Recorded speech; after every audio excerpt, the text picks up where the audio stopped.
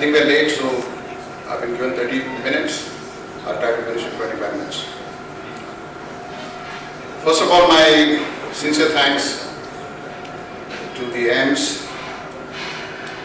When I told my wife that I got an award from AIMS, she was wondering because she's a medical person, so for AIMS is different for her. She was wondering why I would get an award.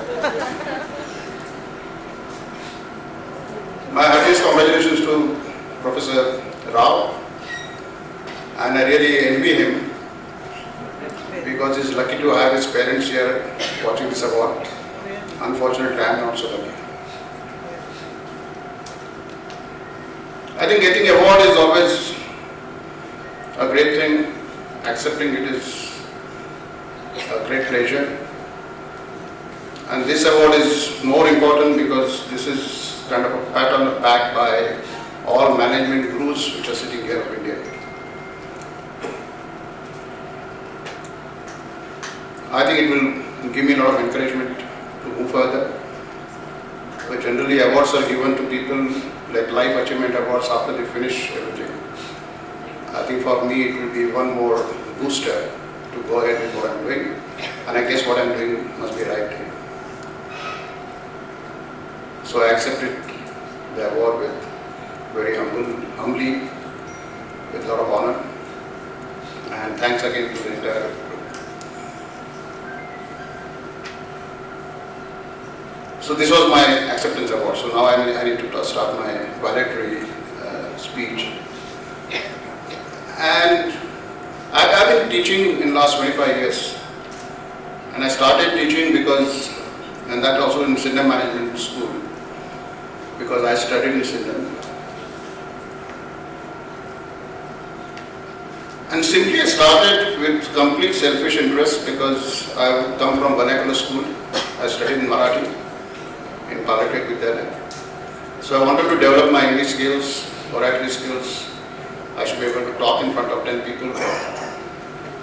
And once I started doing it, I realized probably I got a knack to teach. But my belief is that not every intelligent person is a good teacher.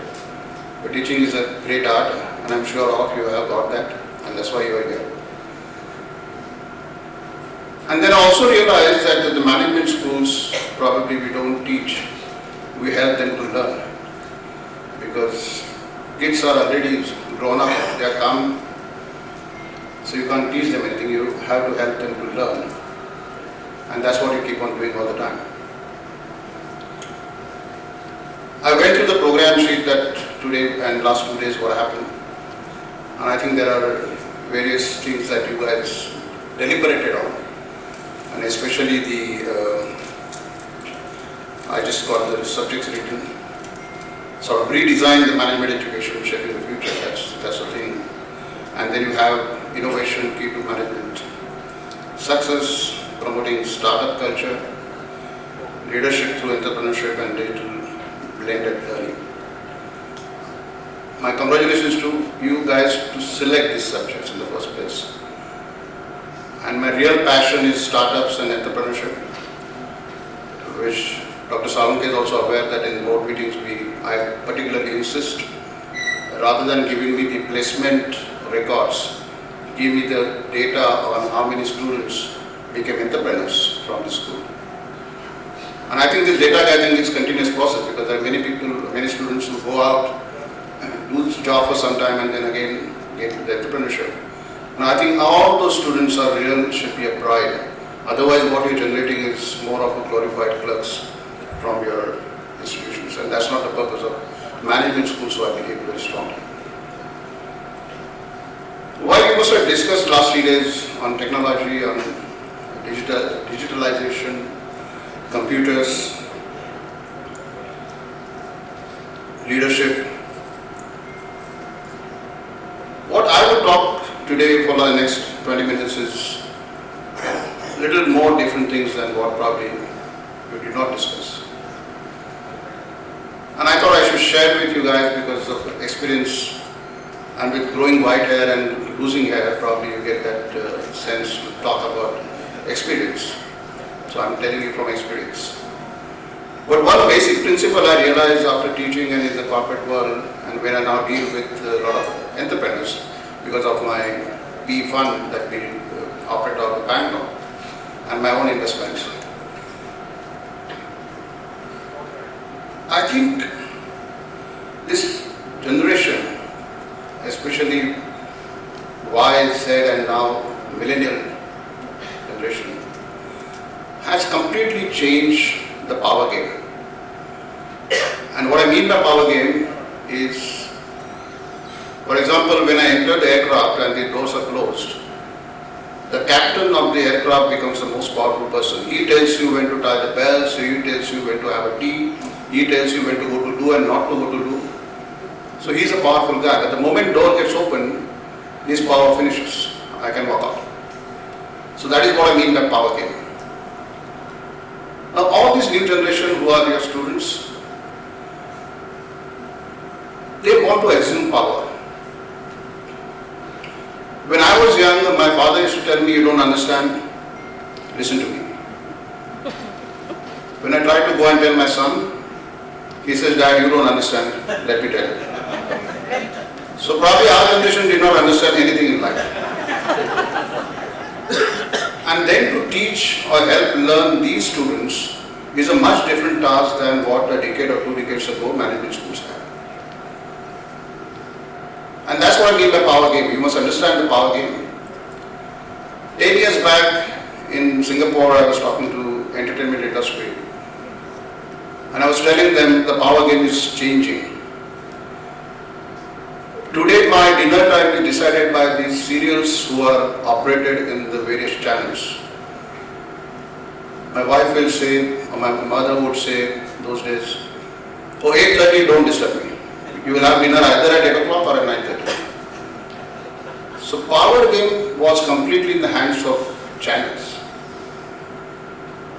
This generation does not accept it. And I'm sure at homes you must have realized that they want to watch the movies, the plays, the episodes when they want to watch. My son's house, for example, probably doesn't have a TV. He doesn't have a channel. He doesn't want to watch the news. I mean, it's useless to watch anyway now. But he wants to watch what he wants to watch without advertisements and when he wants to watch. So they all watch on their laptops, on their screens, and maybe TV is used only for that. So this is the power game going to be, and therefore all the channels will one day close. They don't require the channels because they monitor, they tell you what to do what. It should be on demand. People are ready to pay for that. Anyway, we also pay for that. But the power is not in our hands. So power game is changing. That's the first point. So please keep that in mind. I think we use any technology, entrepreneurship, leadership, the power game has changed completely. So in the organization where I got 10 staff with me, youngsters, they assume power. And I have to be leader of such people who have assumed power, which is a different phenomenon than when we started working. The boss was the big guy. His leadership or her leadership was taken as a leader. But then to manage, like I spent 25 years in IT industry and I realized that IT industry people is a complete volatile, intelligent mass. You get 5 people together, they will have at least 7 opinions. And then to get them in sync and get the project done is a different kind of a task than working more as an autocrat.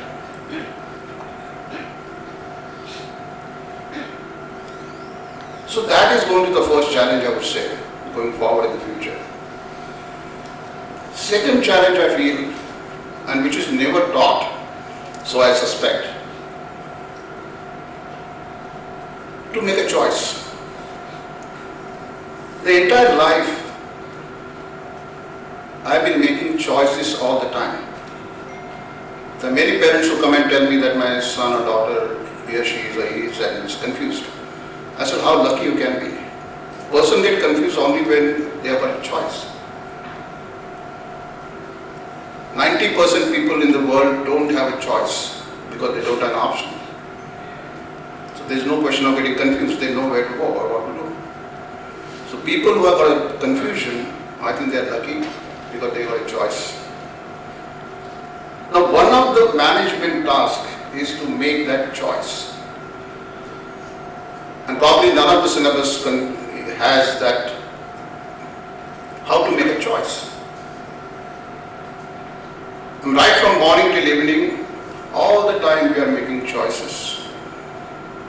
And I can assure you that all the successful people in this world, with whatever criteria that we apply for success, were successful because they made the right choices at the right place and the right time. And I think management students need to understand this entire philosophy of making a choice. And we as professors or teachers or gurus, we cannot teach them how to make a choice. But I think the difference between a professor and a guru is professor tells you what happens, how it happens. But it does not allow the student to think himself or herself and then make a choice.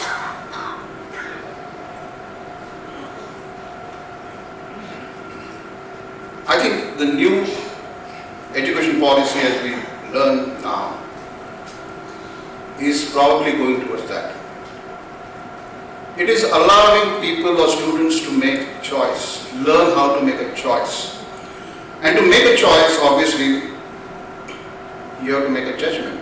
Because every time you observe something, you make a judgment. Now when you make a judgment, you try to focus on it, make short list of choices or options, and then select one of them. Only time tells you whether the choice was right or wrong. Only future tells you it was right or wrong. And that's where I differentiate between education, knowledge and wisdom. What we part with them or what we can give them is education. We can't give them knowledge. They have to take it. Knowledge is always required to be taken by people. But both knowledge and education may not give the wisdom.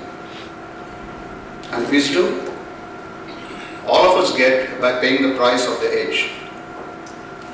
All of us have paid the price for the age to get that wisdom. And that wisdom helps us to make choices. The advantage of us telling them about this, because we can add our wisdom while giving some theories of making a choice so that they can make the right choices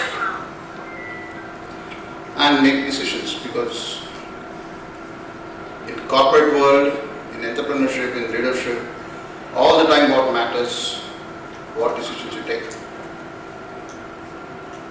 And I think that is something which we need to spend some time with the students in management schools in future, irrespective of technologies and so on. Rather, my suspicion is that when we used to do research in our college days, 80% time is to go and finding the references for the libraries, and 20% time is to spend on analytics.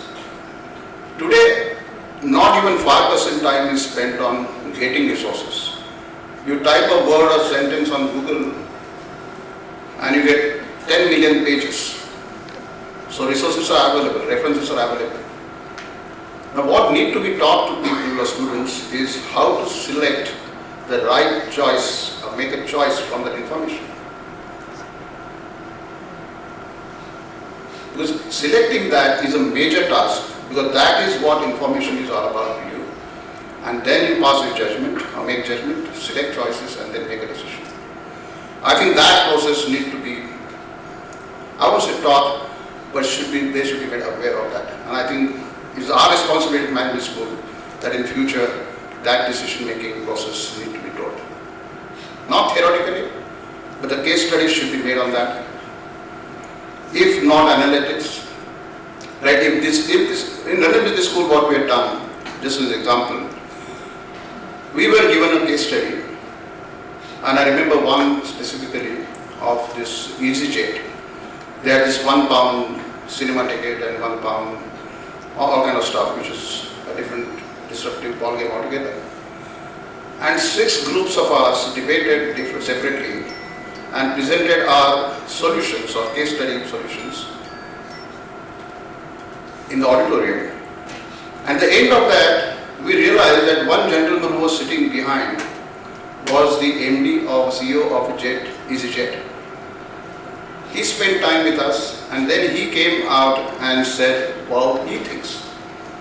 And he was delighted to see 6 different more solutions given to him. So his choices were more, so his decision-making process was better. I think those kind of models, about what nowadays they call as the flipped classrooms, where the role playing is played more, and use these cameras very frequently on that, because people watching their own performance tells you a lot, rather than others observing and giving feedback. Okay, that is absolutely important. The business models are changing. I think we must tell them or talk to them about how to respond to disruptions. I don't think we talk about it. The disruptions is something which is going to happen constantly now. The latest disruption that we went through, unfortunately, is COVID. I am glad to tell you that a couple of boards, at least, or 3 or 4 boards where I am, we found a different way of response. That suddenly the workers were not available when the factory started, and we realized the entire workflow can be managed differently with less number of workers. We suddenly realized that travel was not so important. We suddenly realized that meetings personally is not so important. These can be achieved with a lesser cost. So that is how we respond to a disruption. In iFlex we had an office in Seeds, and next to my Seeds office was a big company called Esquire. I don't know how many of you remember. I'm sure people behind won't remember this, but at least in front would remember. Esquire used to be a monopoly company on video cassettes of all these Bollywood films. I was desperately needing the office space, and I could not probably go and talk to Esquire because they were a monopoly company minting money. They did not realize some disruption was entering. And suddenly the CDs came, and overnight I can assure you, the Esquire company was closed. I was very happy because I got the office. But one thing I realized, that if you don't respond to a disruption or estimate or anticipate that disruption, I think business model changes will never happen. The another lesson I had learned, which is very important, is change in business model should be always thought about when you are at the peak of your business. I did that all. Why? So at the peak you have got time, you have got money to experiment and take risk. Normally people start looking at the alternate business model when they are in the down, as a no choice. But no choice situation, financially you are very weak, the risk taking ability is very weak, and then you are so desperate to change it. It is impossible to do a right choice at that point of time. So teach them how to take a different model situation when you are at the peak. I remember my father used to tell me that when you should leave the company is when people would ask why and not why not. So change your business model when people will ask why and not why not. I think that awareness must get into the students more so, because when they enter the business life, they are constantly aware, because these are more important techniques for the future. Because technology is changing so fast, the disruptions are coming so fast. And I can assure you, most of the innovations today are not independently successful. .com is a classic example. 1999 we have gone through the .com era. It failed. Why? Because in India, for example, that time my house had 96 KB modem. We used to make some funny sound, and used to go out. I can't do a banking transaction on that. I can't do e-commerce on that. So unless that ecosystem is built today by technology, any independent innovation will not be successful. So making a choice of a right innovation into your business model is the most critical choice that you have to make. I think we must talk about it in our process. This generation, again, one of the issues or problem that I see is the complete lack of long-term orientation. When my company was running, not being a listed company, I was so happy and we used to perform the way which we used to do. The moment it got listed, then life became Kayamat se Kayam, Q se Q tak, one quarter to other quarter. No long-term view, because every quarter I have to perform and inform market. Otherwise market will punish me. I think this generation again has the same problem. They are too short-sighted. A quick success is required, and therefore they lack the long-term orientation. I think we must make them aware of that. They must also know when to say no. We never teach anyone, even our kids we never teach when to say no. I think in management, when to say no is so important. That helps you a lot in your own judgments, in your own choices and own decisions.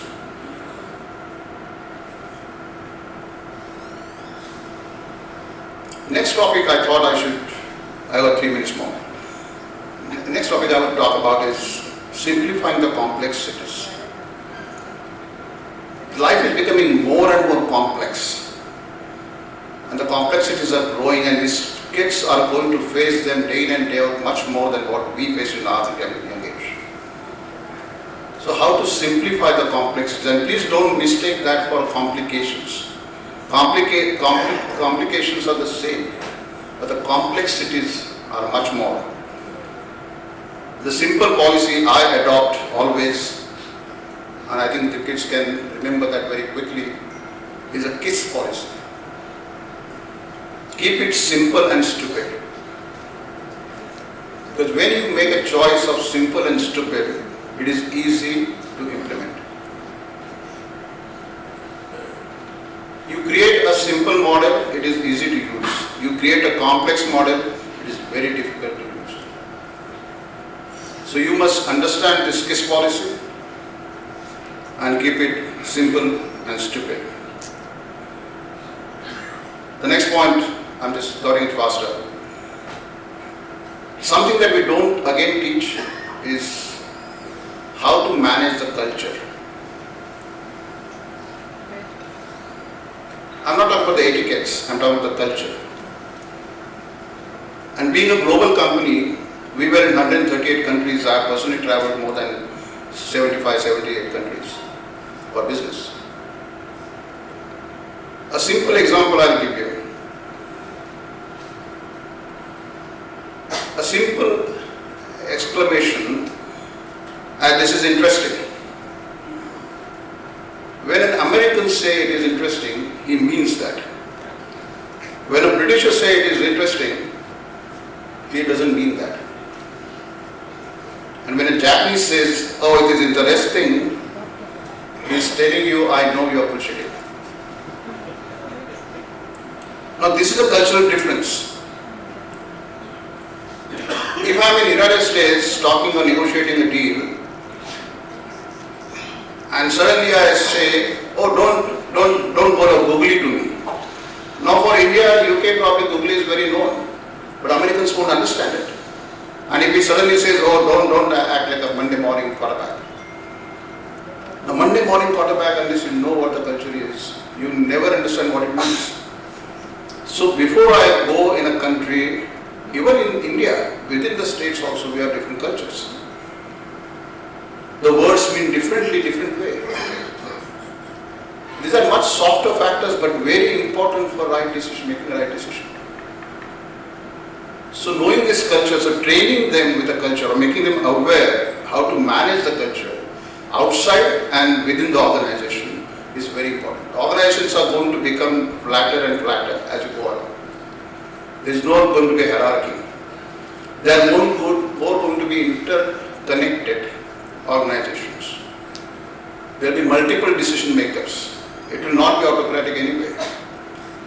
The The 5 people will have 10 choices to make. Okay, I'm done. So give me 1 minute. At the end of the day, I think one thing we must emphasize on, and I'll tell a small story before I end. There was a village, no rains for almost 3 months. So the priest announces in the village that tomorrow morning we are going to meet and make a prayer for the rains to come. The entire village next morning 6 o'clock gathers near the temple. And there's one young lady at 7 years, 8 years old. She comes with the umbrella. And people ask me, there's no rain, why are you coming with umbrella? She said, no, I've got a full faith that when we pray, it is going to rain. I think all of us must teach or tell our students that they must carry this umbrella every day in the morning. Because any technology, any school, any infrastructure, if your own attitude, which is the only thing you can control in life, is not full of faith or conviction,